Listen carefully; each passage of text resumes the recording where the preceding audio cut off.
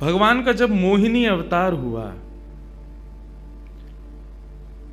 तो मोहिनी अवतार के उस स्वरूप के सौंदर्य पर 33 कोटि देवता न्योछावर हो गए। सबके मन में यह भाव आया, ये जो भी प्रकट हुई हैं ये किसी भी प्रकार से हमको हमारी गृहिणी के रूप में प्राप्त हो जाए। इतने सुंदर ठाकुर जी बनकर के आए। चंद्रमा भी पीछे पीछे चल रहे हैं, शंकर जी भी पीछे पीछे चल रहे हैं, ब्रह्मा जी भी पीछे पीछे दौड़ रहे हैं, वरुण आदि आदि जितने भी देव हैं सब मोहिनी पर ऐसे लट्टू हुए कि एक बार हमको देख बर ले, एक बार केवल हम पर दृष्टिपात कर दे, उसी मात्र से हमारा कल्याण हो जाना है। ऐसा ठाकुर जी का स्वरूप। परंतु उन 33 कोटि देवताओं में एक देव ऐसे हैं जिनका मोहिनी के प्रति ऐसा कोई दुर्भाव नहीं था, और वो देव थे सूर्य।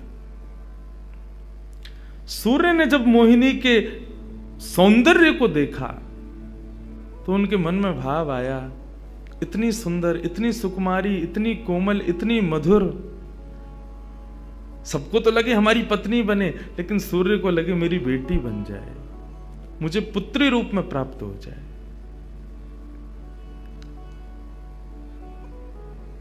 जब सूर्य के हृदय में यह भावना उत्पन्न हुई तो मोहिनी ने कटाक्ष नेत्रों से सूर्य की ओर देखा, बाकी किसी को देख ही नहीं रही है, और देख करके केवल ठाकुर जी ने उनको इशारा किया। बोले तो आपकी ऐसी इच्छा है? सूर्य बोले जी भगवान, मेरी बहुत अभिलाषा है कि आप पुत्री रूप में मेरे यहां पधारो। ठाकुर जी बोले इतना साधारण नहीं है हमको प्राप्त करना, पुत्र रूप में प्राप्त करना फिर भी साधारण होगा, लेकिन पुत्री भाव में ये तो असाधारण है, इसके लिए आपको तप करना पड़ेगा। सूर्य बोले मैं आज से ही तप करूंगा, लेकिन आप वचन दो मेरे यहां पधारोगे और इसी रूप में पधारोगे। मोहिनी ने कहा यदि मैं तुम्हारे भजन से प्रसन्न हुई, यदि तुम्हारी भक्ति में, तुम्हारे प्रेम में प्रबलता हुई, मोहिनी 33 कोटि देवताओं को मोहित करती है, लेकिन तुम्हारे भजन के प्रभाव से मैं जब तुम्हारे यहां अवतरित होंगी तो मोहिनी को भी मोहित करने वाला रूप धारण करके आऊंगी। मोहिनी जिसने तीनों लोकों को अपने रूप पर न्योछावर कर दिया, वो मोहिनी भी जिस रूप को देख करके मोहित हो जाए, वो रूप आएगा आपके यहां पर। वही सूर्य वृषभानु जी के रूप में प्रकट हुए हैं, और जब वृषभानु जी के रूप में प्रकट हुए, उससे पहले एक राजा के रूप में भी आए थे, तब भी इन्होंने तपस्या की थी, लेकिन ठाकुर जी नहीं पधारे। जब वृषभानु के रूप में प्रकट हुए तो इन्होंने ठाकुर जी का यजन करना बंद कर दिया, ब्रह्मा जी का यजन प्रारंभ किया, ब्रह्मा जी से प्रार्थना की। ब्रह्मा जी प्रकट हुए, बोले क्या वरदान चाहिए? बोले वरदान आपसे नहीं चाहिए, वरदान हमको किसी ने कहा था कि वे हमारे यहाँ पुत्री रूप धारण करके आएंगे, मुझे लग रहा है वो कहीं भूल नहीं गए हो, इसलिए ब्रह्मा जी आप बहुत करीब हो ठाकुर जी के, आप उनको जाकर के संकेत करो कि कोई आश में बैठा है उनकी में। जब से मोहिनी स्वरूप देखा तब से हम पागल हुए फिर रहे हैं, 33 कोटि देवताओं के मन में यही आता है कब प्रकट होंगी दोबारा। कृपा करो, आप प्रार्थना करो कि वो पधारें। ब्रह्मा जी बोले आपके भजन में इतनी सामर्थ्य है कि ठाकुर जी मना नहीं कर सकते। बोले तो फिर मुझे विश्वास के लिए कुछ तो कह करके जाओ। ब्रह्मा जी बोले मेरी जिम्मेवारी बन जाए, इसलिए चलो इस पर्वत के रूप में मैं विराज जाता हूं। और बरसाना पर्वत के रूप में श्री ब्रह्मा जी विराज गए। ठाकुर जी आएंगे, मैं जिम्मेवारी लेता हूं, इसलिए मैं ही पर्वत बन के बैठा हूं। ब्रह्मा जी ने जाकर के प्रार्थना की। ठाकुर जी बोले मैं तो सच में ही भूल गया था कि मुझे जाना है। बोले भगवान वो बहुत प्रतीक्षा कर रहे हैं आपकी। वृषभानु जी का भजन कैसा बताया। वृषभानु जी की एक ही इच्छा है कि मेरे पास जो पुत्री रूप ठाकुर जी का आवे, ठाकुर जी मोहिनी बनकर के आए तो 33 कोटि देवताओं के हृदय में ठाकुर जी के प्रति वात्सल्य भाव प्रकट नहीं हुआ, प्रेम भाव प्रकट नहीं हुआ, कुछ और ही भाव था उन देवताओं का। वृषभानु जी कह रहे हैं कि मैं ऐसी पुत्री पाना चाहता हूं जिसको देख करके काम नष्ट हो जाए, काम का भी मर्दन हो जाए, सामने वाले के हृदय में एक दिव्य प्रेम प्रकट हो, निष्काम प्रेम, अनकंडीशनल लव किसे कहते हैं, इसका प्रसाद पूरे दुनिया को देने वाली ऐसी पुत्री मेरे घर पधारे। स्वार्थ सिद्ध प्रेम सब करना जानते हैं, लेकिन निस्वार्थ प्रेम किसे कहते हैं, वो ठाकुर जी का वो शक्ति स्वरूप ही सबको बता सकता है। ब्रह्मा जी की प्रार्थना हुई ठाकुर जी से।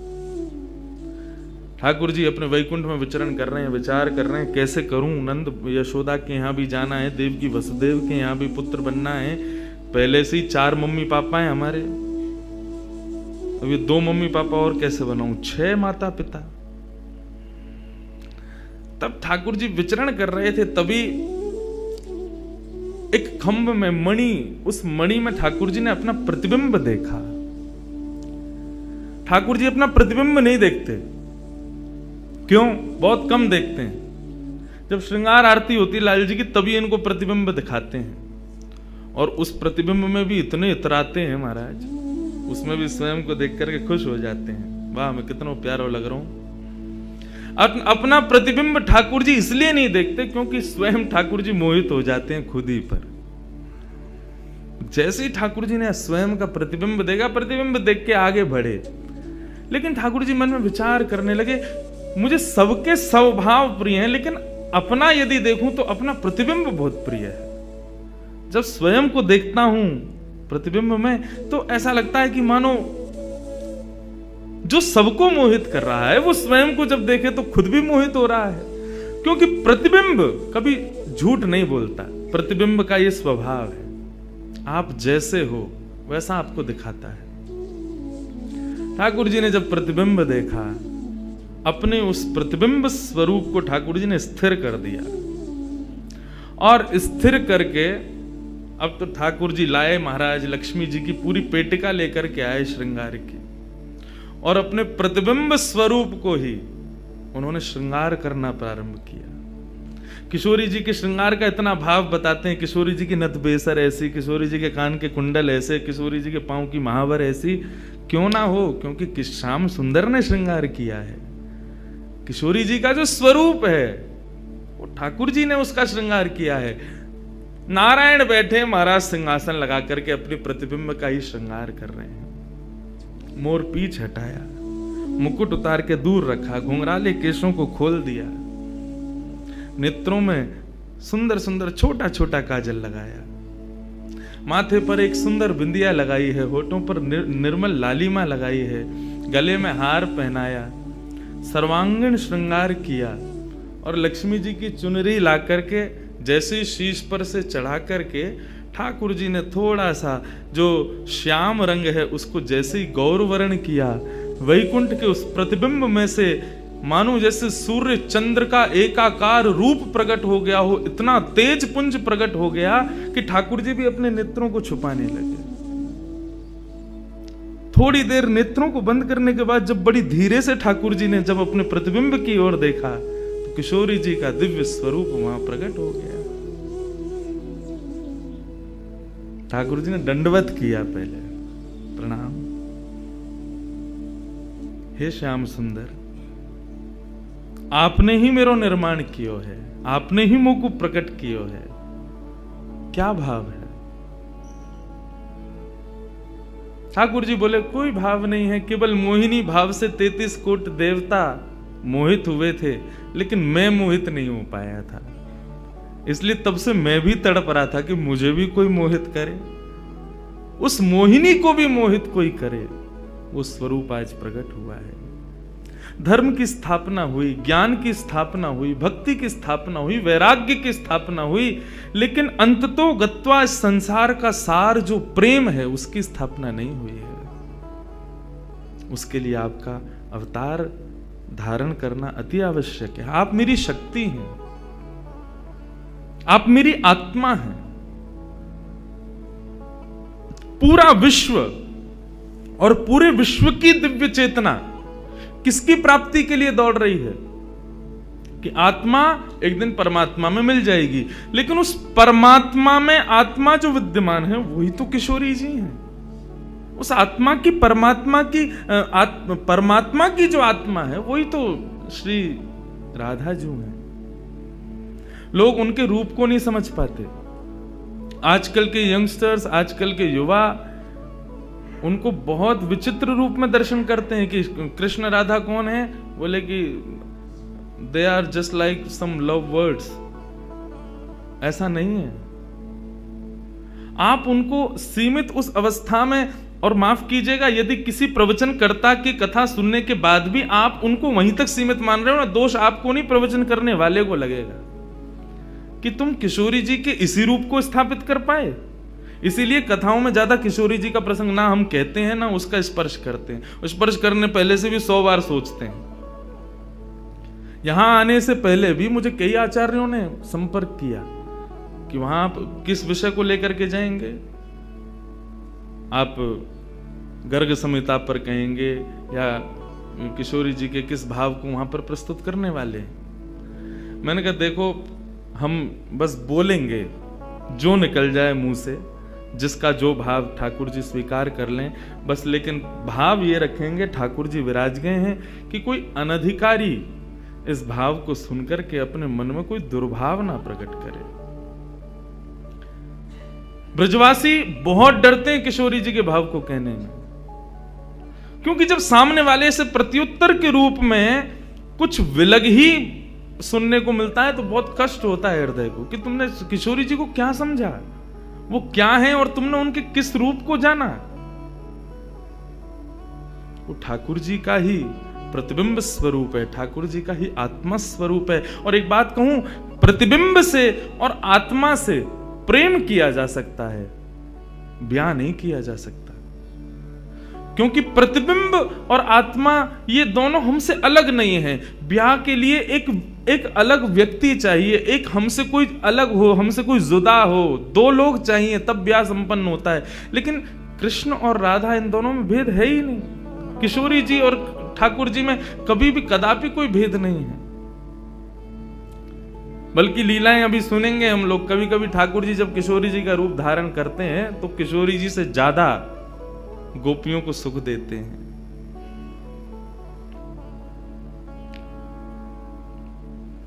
ऐसा भाव किशोरी जी से प्रार्थना की ठाकुर जी ने कि आप पधारो और प्रेम की स्थापना के लिए आप भूमंडल पर सूर्य के ही अवतार वृषभानु जी के यहां पर आप अवतरित हो। तब किशोरी जी ठाकुर जी की बात मान करके और वृषभानु और कीर्ति के यहां पर अवतरित होती हैं। किशोरी जी का जब अवतार हुआ, जब अवतरण हुआ, कब हुआ? सुबह के 4:40 पर।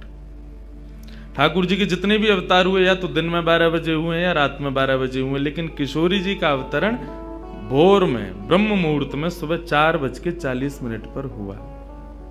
क्यों? बोले राम कृष्ण आदि जितने भी ठाकुर जी के अवतार हैं राक्षसों के वध के लिए आते हैं, तो या तो सूर्य की तेज ताप में उनका जन्म होता है, मानो वे प्रकाश स्वरूप हैं ऐसा भाव बताते हैं, या रात्रि में 12 बजे होते हैं वो इसलिए होते हैं, वो मानो ऐसा भाव रखते हैं कि चंद्रमा अंधेरे को दूर करता है, वो ज्ञान का प्रकाश है, वो ज्ञान है, उससे अंधेरा दूर होता है। तो ठाकुर जी रात्रि प्रकट होकर के ऐसा भाव रखते हैं कि काले निशा, काला ज्ञान जितना भी है धरती पर, उसको दूर करने के लिए हम पधारे हैं। लेकिन किशोरी जी का जो अवतरण है वो 4:40 ब्रह्म मुहूर्त में होता है। उसका क्या भाव है? बोले 4:40 ब्रह्म मुहूर्त के बाद सूर्य प्रकट होना प्रारंभ होते हैं। मतलब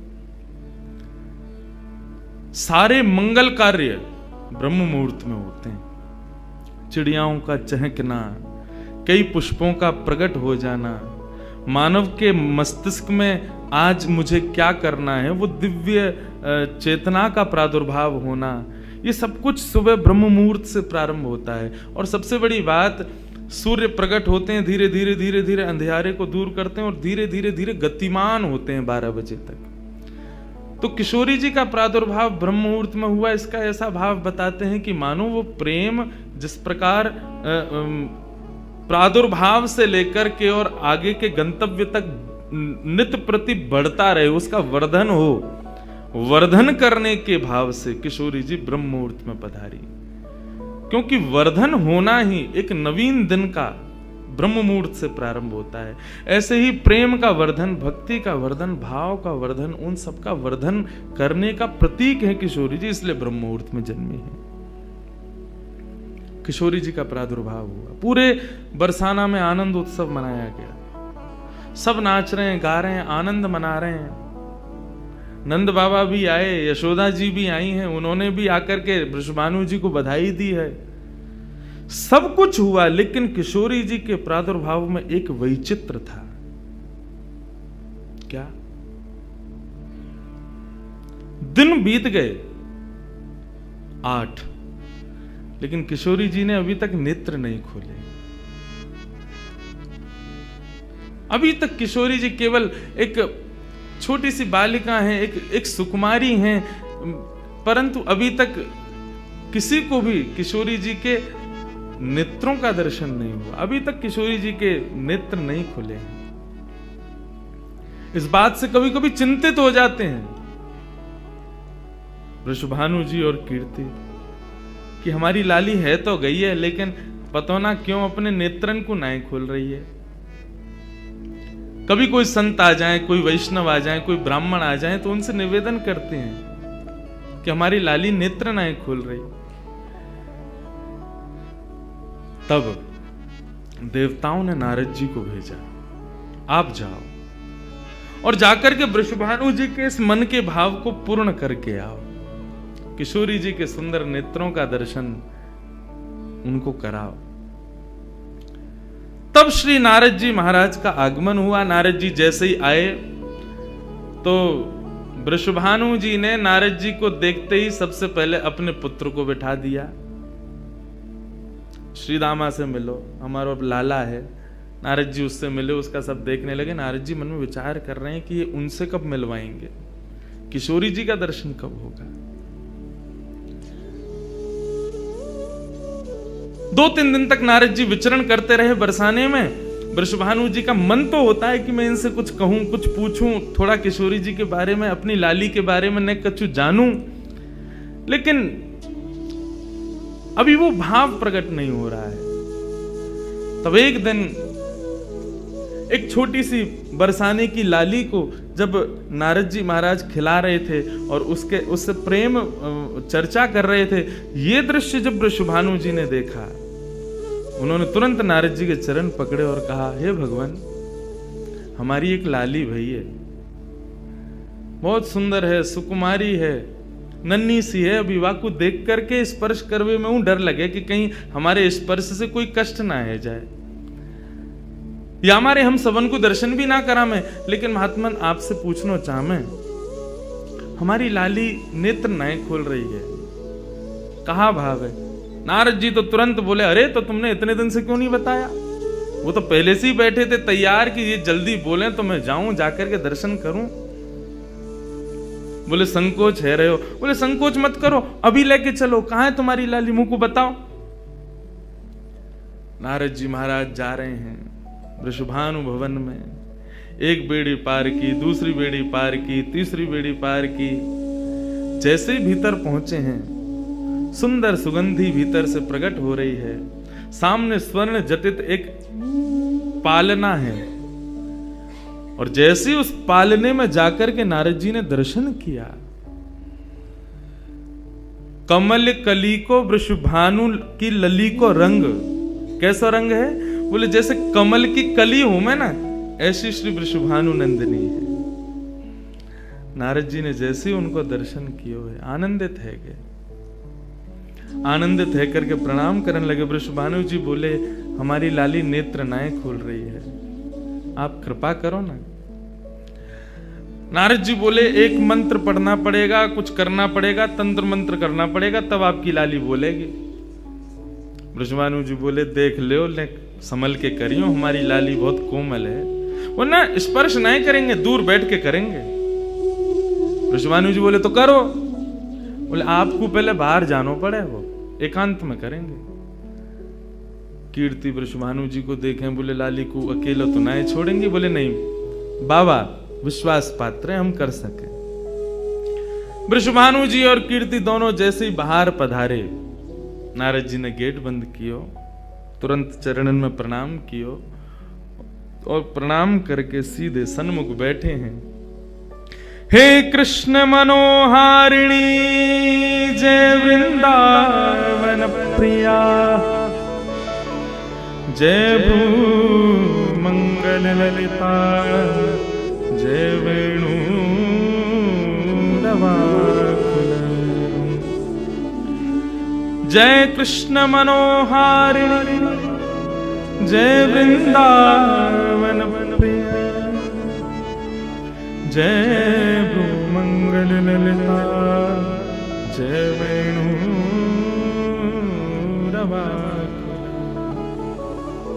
जैसे ही नारद जी के मुख से ये शब्द प्रकट हुआ, जय कृष्ण मनोहारिणी, ये कृष्ण मनोहारिणी शब्द जैसे ही नन्ही सी श्री किशोरी जी के कान में कृष्ण शब्द गयो, कृष्ण शब्द जाते ही नन्ही सी किशोरी जी के नेत्र अपने आप धीरे धीरे धीरे धीरे खुलन लगे, मुख पर एक प्रसन्नता सी प्रकट है गई। नन्ही सी किशोरी अभी करवट लेनो भी नहीं जाने, लेकिन जैसे ही बार बार ये श्लोक का गान नारद जी के द्वारा हो रहा है, जय कृष्ण मनोहारिणी जय वृंदावन प्रिय,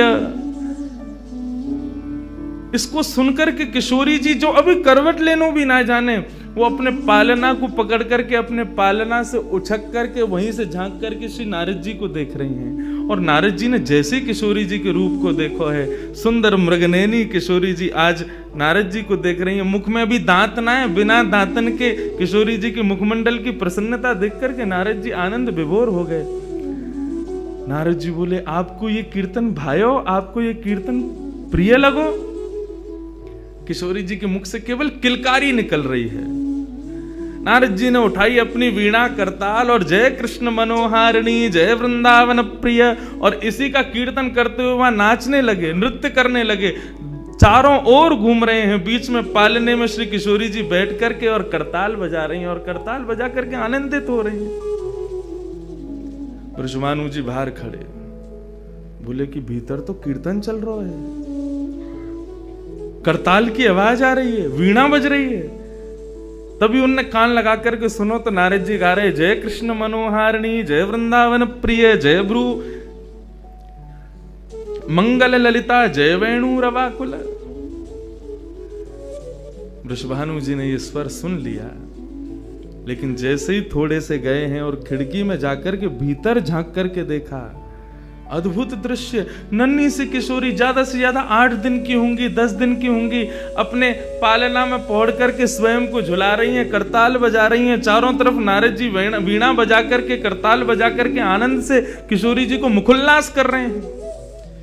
ये दृश्य देख करके श्री वृषभानु जी को एक बार तो मूर्छा आ गई, मैं वास्तव में 8 दिन की बालिका को देख रहा हूं। उन्होंने कीर्ति को कुछ नहीं बताया। नारद जी महाराज ने प्रणाम किया, तब किशोरी जी की सहचरियां प्रकट हुई और कहा कि हे नारद, आपने हमारी किशोरी जी को बहुत सुख प्रदान किया है।